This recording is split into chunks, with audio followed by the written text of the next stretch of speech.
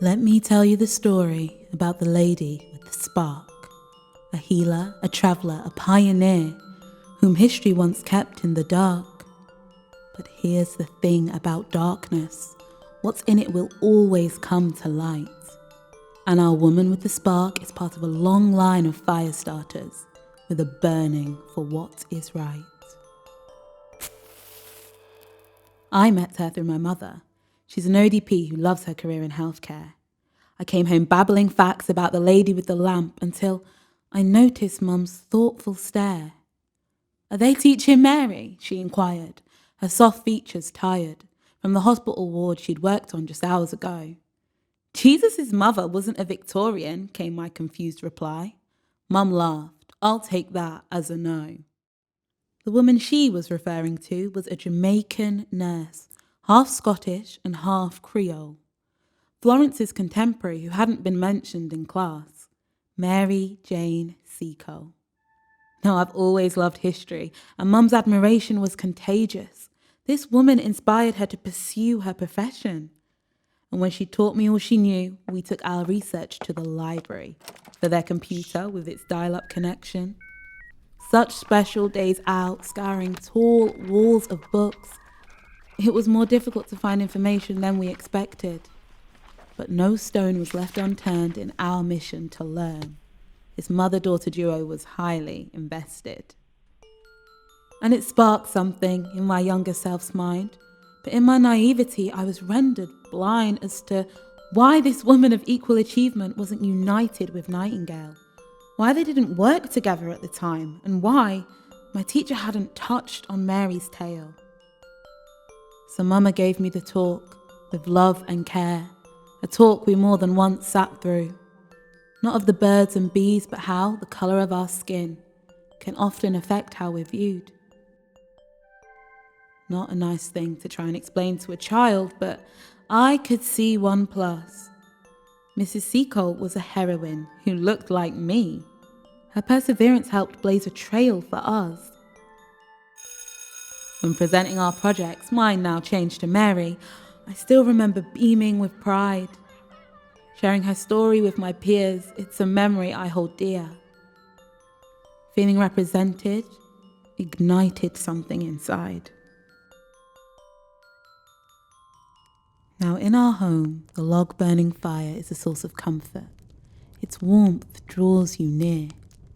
If you watch the flames dance, they'll capture you in their trance that heightens what you see and what you hear. Can you hear the voices of those who came before, calling as the embers smoulder? The giants of the past open to questions asked about how we can stand on their shoulders. Who would have thought that despite the changing of the world, this story could spark something in you, a black British girl? Call me auntie. And if you feel lost, search in the flames for me. It took over 100 years for Britain to honor my legacy. But let my story guide you as you learn to cope with the complexities of life. It's a story of hope. Often, me heard, when applying to serve, was that there were no vacancies. Whether true, me no know. But if there were, I could tell. A position would not be offered to me. I could read it in them face. They laughed at me presence in their space. We're not in the Caribbean, which is probably why they dismissed my vocation. But being laden with references from voices weightier than my own, I thought they'd at least give me some consideration. The American prejudices against color, me always took that on the chin. But me thought Britain was different. Did they refuse my help? Can me have a duskier skin?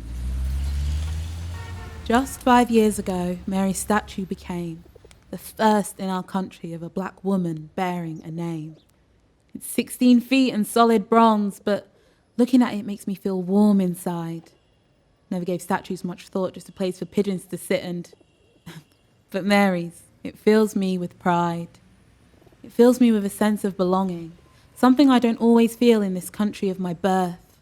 It shows me anything is possible, that hard work is of value, and how through love you can leave your mark on this earth.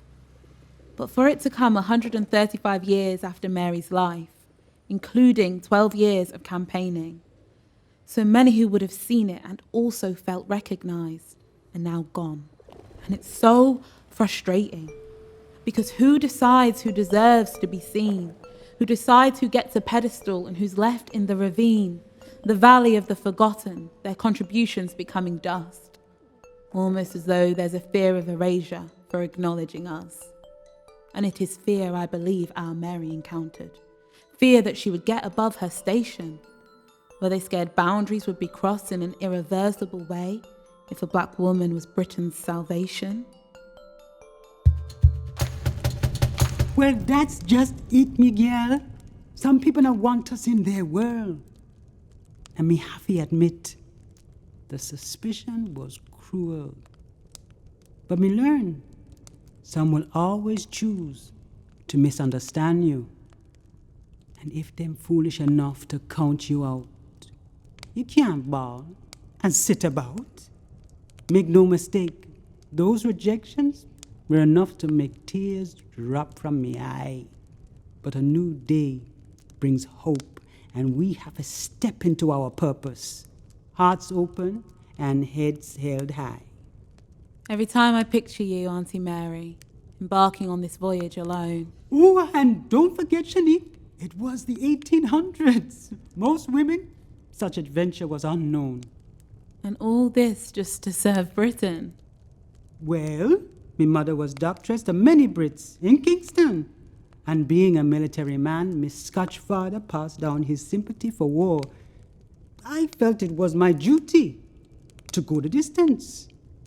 And that, beloved, is what led me to the Crimea. Were you scared? A little anxious. But courage is far greater than fear. To be devoted to caring for others is a remarkable gift to have in your possession.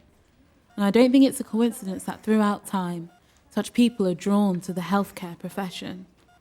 It's always inspired me how my mother, when plunged into chaos, can suddenly become so still. I've seen her training kick in as she assesses a range of things in mere moments. What undeniable skill. Skill and passion when life is in her hands. A spark in her eyes which not all understand. Misunderstanding like you met Auntie when your West Indian remedies were sneered at. Even now some still resent calling you nurse. You can't wear two faces under one hat. I don't care what them think. Me British hotel ran on love and generational recipes from Jamaica. There are healing properties in so much from the earth. That's why it was gifted to us by the Creator. And me would administer medicine to those brave men in my care. Watch tears of gratitude replace those of despair. See, there's something so comforting about a woman's warmth. Those British soldiers couldn't always find in each other. And since some never made it home to see their birth givers again, it was an honor that them called me mother. And the things me seen in the field, more frequently than was agreeable, a shot would plow the ground, raising up dust. On these occasions, those around would cry, "Lie down, mother, lie down!" Shells whizzed above us. With unladylike haste, we would embrace the ground until them same voices assured the danger had passed. Once composed and back on my feet, me would resume attending the wounded as long as my bag of supplies would last. Me even tended the Russians scattered in and amongst, though classed as the enemy, me can't ignore a cry of pain, child. And I was given thanks in words, the meaning of which was lost upon me, but the common language of the whole world is a smile. I think it's easy to become desensitized to history's horrors when it seems so long ago. But history is being made every single day, especially in our current time of woe. Our lives of relative comfort disrupted by the pandemic, and we all feel the incredible loss.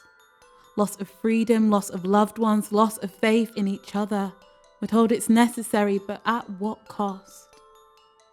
Mary served this country nursing in a time of pestilence and war, and the way we treat our healers in this current chapter cannot be ignored. No matter which lens you are looking through, they give their all to those in need, whilst the opinions and statistics, the pressure and desperation rises with an ever-increasing speed. Because for many reasons the pandemic has disproportionately affected some. When the Nightingale hospitals opened, my thoughts turned to Mary, and it begged the question, how far have we really come? Mary? Auntie Mary? If a woman who selflessly served this country can be buried for a century without thought, is it so far-fetched systematic inequality can lead to death, as detailed in that thrice-delayed report? Is it so far-fetched that our communities feel overlooked, estranged, after decades of our concerns being ignored?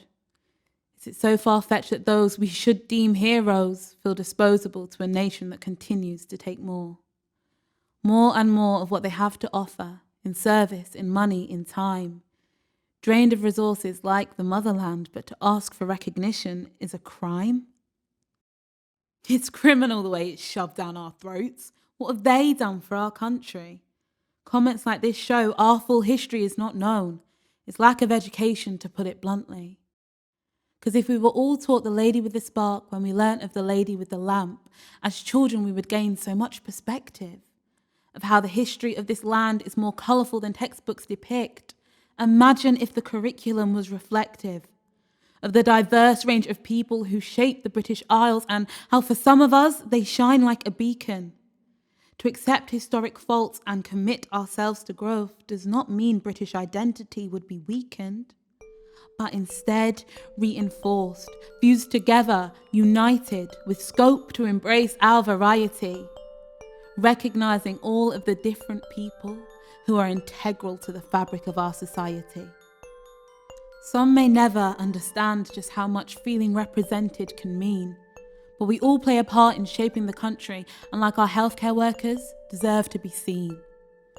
So even if you must stand alone, I urge you to stand firm. Hold on to hope. No matter how far we come, there is always space to learn. Dare to blaze your own trail, even if you're overlooked. Stand in the flames of your truth. 'Cause if you're blessed with a spark, you too could lead us out of the dark.